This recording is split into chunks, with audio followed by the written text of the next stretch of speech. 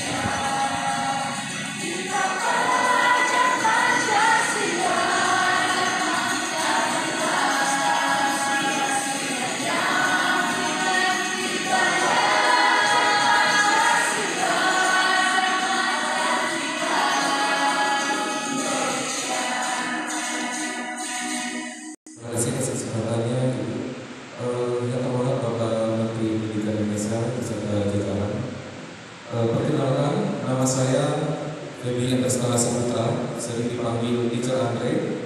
Saya adalah seorang guru olahraga yang mengajar di SD Bus Lilang Kota. Terima kasih atas kedatangannya Mas Menteri. Senang bertemu dengan Bapak. Yang menjadi pertanyaan saya adalah apa yang perlu kita siapkan untuk menghadapi revolusi pendidikan berikutnya, khususnya para guru di Indonesia. Karena dari Bapak sendiri, kami, termasuk saya secara pribadi, itu mohon izin ya Pak ya, saya bikin foto Bapak bersama Steve Jobs di sini, inovatif man. Sebutan kepada Ibu untuk Bapak yang berkenan. Oke Pak, pertanyaan saya singkat saja. Saya ulangi lagi. Apa yang perlu kita siapkan untuk menghadapi revolusi pendidikan berikutnya, khususnya para guru di Indonesia? Sekian dari saya, terima kasih. Wassalamualaikum warahmatullahi wabarakatuh. Terima kasih Bapak Ibu dari depan dari program organisasi penggerak, guru penggerak, sekolah penggerak. Luar biasa saya melihat animo daripada gerakan kita bersama, terutama semua Bapak Ibu depan ini. Saya selalu bilang sama Mas Iwan, setiap kali saya sedikit galau karena berbagai macam permasalahan di tugas saya, setiap kali saya ke daerah berbicara sama penggerak-penggerak di daerah, saya langsung semangat. Seperti penacas ya Mas. Betul. Dan apapun arus politik dan hal-hal yang terjadi di Jakarta, ujung-ujungnya gerakan ini, obor itu akan diangkat oleh Bapak Ibu di ruangan ini, bukan orang-orang politik, bukan menteri, bukan kementerian. Ujung-ujungnya transformasi ini ada di Bapak dan Ibu di sini. Itu jangan pernah lupakan itu. Oke, beberapa pertanyaan tadi. Ngomong-ngomong, ini pertanyaannya bebas ya. Jadi untuk ronde berikutnya kalau mau nanya yang pribadi pun silakan. Ya, nggak ada formal-formal di sini mau bicara apapun. Tapi hati-hati jawabannya karena saya terlalu jujur kadang-kadang. Jadi ini tadi ada pertanyaan mengenai Balai Guru Penggerak dan bagaimana kita mengembangkan dan melatih guru-guru. Kan dulu itu pelatihannya sebelum ada BGP di setiap provinsi, dulu kan pelatihannya semuanya sentralisasi, iya kan? Harus diajak biasanya ke Jakarta atau di Jawa, bukan di Jawa lah umumnya aktivitasnya. Tapi sekarang dengan reorganisasi yang terjadi di mana Balai Guru Penggerak di setiap provinsi itu ada pusatnya, ya, itu memudahkan setiap kabupaten untuk melakukan pelatihan secara berkala dan sangat membantu membangun jaringan-jaringan komunitas belajar. Karena Bapak Ibu, sebagus apapun atau sejelek apapun pelatihan-pelatihan dari Kemendikbudristek, ujung-ujungnya pelatihan yang akan paling efektif adalah di dalam komunitas. Guru-guru saling berbagi, guru-guru saling upload dan membaca hasil di PMM misalnya. Lihat kan, guru mengajar guru, sharing best practice, berinteraksi, berdebat, bahkan di dalam sekolah ataupun lintas sekolah, bahkan lintas kota kalau bisa. Ujung-ujungnya itu yang akan. Nah, Balai Guru Penggerak, tugas dan fungsi utamanya bukan hanya menyampaikan berbagai macam materi atau modul-modul dari pusat, tetapi memfasilitasi komunitas belajar itu. Karena itu yang lebih penting lagi, bahwa guru menjadi komunitas yang terus belajar. Saya itu bisa langsung tahu kalau guru itu guru yang baik apa tidak. Saya nggak tahu dari hasil tes kompetensi atau apa enggak. Saya mau tahu rasa ingin tahunya guru itu tinggi apa tidak. Rasa keinginan dia belajar itu tinggi apa tidak. Guru yang ingin terus belajar otomatis akan menjadi guru yang lebih baik. Resep itu cuma perlu dua. Satu, harus punya rasa ingin tahu dan ingin belajar.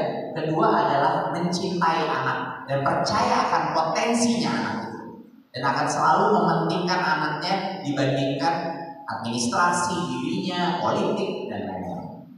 Itu mungkin ciri-ciri guru yang berbeda. Pertanyaan kedua adalah apa yang harus disiapkan untuk menghadapi revolusi pendidikan bagi guru-guru. Semua yang teman-teman penggerak di sini sedang lakukan adalah persiapan tersebut. Ya. Satu, terus belajar, dan terus mempertanyakan. Banyak coba, banyak tanya, banyak karya. Itu sebenarnya sama buat murid-murid kita, sama juga buat guru. Guru harus banyak coba, banyak tanya, dan banyak karya. Ya. Dan kalau tugas Anda sebagai guru tidak terlalu banyak, satu dari tiga atau tiga dari tiga elemen ini, prinsip ini, aktivitas ini, itu artinya ada kekurangan. Karena guru yang baik itu pasti banyak mempertanyakan. Dia akan mempertanyakan kebijakan, dia akan mempertanyakan Mas Menteri, dan itu tidak apa-apa. Itu namanya berpikir kritis. Dia akan mempertanyakan teori-teori pedagogi. Dia akan banyak coba-coba di dalam ruang kelas. Itu mungkin yang terpenting, keberanian mengambil resiko, walaupun guru itu tahu ada kemungkinan tidak berhasil. Saya maunya melihat guru-guru di seluruh Indonesia mencoba hal-hal yang baru, bereksperimentasi, dan sering-sering gagal juga nggak apa-apa. Karena dari setiap kali gagal atau ini nggak efektif nih buat murid saya, itu dia belajar. Dan hanya orang yang tidak mengerti pendidikan akan selalu menyebut, jangan jadikan kelinci percobaan ruang kelas atau pendidikan. Itu orang yang tidak mengerti pendidikan. Jangan pernah dengerin orang itu. Kalau guru-guru kita dan kepala-kepala sekolah kita tidak berani mengambil resiko mencoba hal yang baru, dari mana anak-anak kita generasi berikutnya akan berkreasi, inovatif dan berani mengambil resiko? Gimana caranya kalau gurunya aja nggak mau? Jelaskan saya gimana logikanya. Itu makanya saya ingin, kalau Anda nanya gimana caranya memulai revolusi ini, guru-guru di mana-mana harus saling berbicara dengan guru-guru lain, dapat ide-ide baru, mencoba hal-hal dalam ruang kelas, selalu mencoba hal yang baru. Dari percobaan itu, walaupun ada yang gagal, itu yang akan menjadikan budaya pembelajaran kita jauh lebih menarik, jauh lebih inovatif. Anak-anak kita akan keluar dari tempurung mereka yang selama ini dijejelin informasi aja, sampai itu anak merasa bosan, dia merasa pendidikan ini nggak ada relevansinya di hidupnya dia, atau dibilang bodoh, padahal dia nggak bisa jejelin informasi di otaknya dia. Dia punya bakat di bidang lain, tetap aja dibilang bodoh karena angkanya jelek. Karena angkanya dites berdasarkan berapa jumlah hafalan yang anak itu bisa hasilkan. Ya, ini menurut saya harus dihadapi setiap guru. Aktivitas apa? Guru yang belajar, guru yang punya rasa ingin tahu, guru yang terus berinovasi, mencoba hal-hal yang baru walaupun ada yang gagal. Dan ketiga adalah guru yang merasa bagian dari komunitas. Jadi sangat sulit menjadi guru yang baik di dalam kelas sendiri. Dari mana kita bisa menjadi lebih? Gimana kita bisa menjadi guru yang lebih baik kalau kita tidak mengundang guru lain ke kelas kita untuk ikut mengajar sama kita atau mengobservasi kita, memberi masukan? Datang dong ke kelas saya, kasih tahu apa yang mungkin saya bisa perbaiki. Dari mana satu sekolah bisa menjadi sekolah yang baik kalau gurunya nggak ada yang saling ngobrol, nggak ada yang duduk diskusi, saling curhat-curhatan? Aduh, ini saya ada anak di kelas saya susah banget, ini gimana ya? Oh iya, saya juga punya tuh anak kayak gitu. Ini loh yang berhasil. Gimana caranya bisa jadi lebih baik? Jadi komunitas itu menjadi sangat penting. Itu yang menurut saya harus disiapkan dulu. Itu di luar daripada harus belajar teknologi. Lala itu udah tahu, ya. Itu nggak usah dijelasin lagi. Semua guru harus kenal teknologi, kan? Karena itu cara kita mengakses berbagai macam media. Tapi yang lebih penting lagi adalah mindset. Mindset guru harus berubah. Bagaimana ini tadi di sekolah penggerak, bagaimana guru akan terus mendapatkan pelatihan, sama seperti guru-guru yang bukan sekolah penggerak, Pak. Untuk sekolah penggerak dapat pelatihan yang intensif dari pusat. Guru-guru yang lain dia nggak mendapat pelatihan yang intensif, tapi caranya adalah melalui platform Merdeka Mengajar, melalui komunitas belajar. Itu yang akan terus menghasilkan pelatihan-pelatihan yang bukan hanya dari Kemdikbudristek, tapi dari masing-masing guru ke guru. Yang IKM mandiri di mana? Mereka nggak ada dana. Ya memang itu namanya mandiri, Pak. Dan itu menurut saya suatu salah persepsi di masyarakat bahwa alasan bahwa kita memberikan dana kepada sekolah penggerak agar mereka bisa mensukseskan perubahan ke kurikulum merdeka. Itu sebenarnya tidak akurat, ya. Semua orang bisa mengimplementasikan kurikulum merdeka tanpa peningkatan anggaran. Kenapa alasan kita memberikan sekolah penggerak adalah sekolah penggerak melakukan berbagai macam perubahan di saat yang sama. Kurikulumnya ganti, budaya mengajarnya ganti, digitalisasi sekolahnya ganti. Jadi sekolah penggerak, satu-satunya alasan kita mendanai sekolah penggerak adalah agar sekolah penggerak itu menjadi mercusuar untuk si mandiri-mandiri di sekitarnya dia. Jadi sebenarnya uang itu digunakan agar nanti bapak-bapak, ibu-ibu kepala sekolah penggerak itu bisa mengembalikan utangnya itu kepada komunitas melalui pelatihan, melalui merangkul sekolah-sekolah yang sekarang lagi kesusahan mengerti kurikulum mandiri. Sama aja sama guru penggerak. Kalau itu dari unit sekolah. Kalau guru penggerak, mereka utangnya besar sekali. Ya, saya bilang semua guru penggerak di sini utang. Utang saya. Utangnya apa? Utangnya adalah untuk membantu sekolah-sekolah ini transisi ke kurikulum baru. semuanya bingung. Ini adalah hal yang normal. Saya tuh paling bingung kalau dibilang, tapi Mas Menteri, ini banyak yang bingung kurikulum merdeka. Ya jelas bingung sama kurikulum baru, iya kan? 180 derajat dari kurikulum sekarang. Yang susah dimengerti, saya aja baca standar capaian masih nggak ngerti sampai sekarang. Sorry ya, jujur kan? Saya ngebacanya aja ini apa maksudnya bayangin guru di daerah, saya nggak ngerti kadang-kadang gitu. Ini sekarang disederhanakan gitu. Tentu ini transisi yang tidak kecil. Tapi itu tugasnya sekolah penggerak dan itu tugasnya guru penggerak adalah untuk mengawal. Kita nggak milih guru-guru bandel dan nakal-nakal seperti guru penggerak ini tanpa alasan.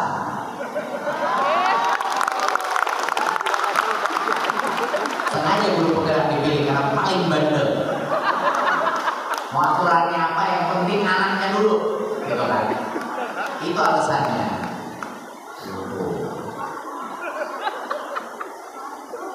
Dan cara paling efektif, nyambung sama pertanyaan tadi, apa yang harus dilakukan angkatan 1? Gak cuma angkatan 1 kok yang bagus, angkatan 2, 3, 4, 5 juga bagus. Nah, eksklusif gitu dong Mas. Iya sih, angkatan 1 spesial karena original. Dia namanya pertama gitu ya, perdana gitu ya, pionir gitu lah. Iya. Kayak saya milenial pertama jadi menteri gitu kan. Perdana lah. Ya, tapi tetap aja. Maksud saya, jangan lupa ya, guru penggerak ini kebijakan Kemendikbudristek, akhir jalan dari guru penggerak yang diutamakan adalah untuk menjadi pemimpin di setiap sekolah. Jadi Pak Kepala Dinas, kami ingin sekali butuh. Ya belum ada yang spesifik untuk sekolah olahraga. Kalau udah ada pasti saya akan bilang. Betul, yang mengenai tadi kurikulum olahraga belum ada. Tetapi yang saya coba lagi godok itu adalah bagaimana pelatihan guru olahraga, ya. Dan itu pasti akan berdampak pada sekolah olahraga, tapi akan berdampak pada semua sekolah. Yang dengan anggaran dipotong pun, mereka bahkan menggunakan anggaran mereka sendiri untuk memperbesar program-program. Mereka bukan pemerintah, mereka bukan sekolah, tapi mereka adalah penggerak-penggerak organisasi-organisasi yang dengan atau tanpa dukungan pemerintah mereka akan selalu berjuang untuk sekolah-sekolah. Terima kasih. Saya mengapresiasi para sekolah penggerak dan kepala sekolah penggerak. Tepuk tangan. Anda adalah garda depan dari perubahan ini. Sekolah penggerak tidak dipilih berdasarkan kehebatan sekolah itu dari sarana prasarana atau level asesmen nasional dari sekolah itu. Kita memilih dari yang skor AN-nya paling rendah sampai yang skor AN-nya tinggi, semuanya masuk jadi sekolah penggerak. Dari di kota besar yang kaya sampai ke daerah perbatasan yang paling miskin ada sekolah penggerak. Jadi untuk menjadi kepala sekolah penggerak, apalagi di sekolah-sekolah yang susah, yang di luar Pulau Jawa, yang di luar kota besar, ini merupakan tantangan yang luar biasa dan saya salut atas keberanian Bapak Ibu untuk memimpin perubahan. Tolong dilanjutkan ke sekolah-sekolah lain. Dan yang terakhir, guru penggerak. Mana suaranya guru penggerak?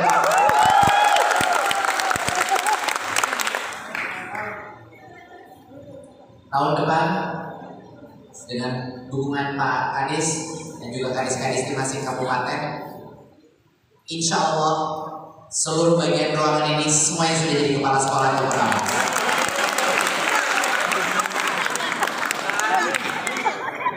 Dan itu bukan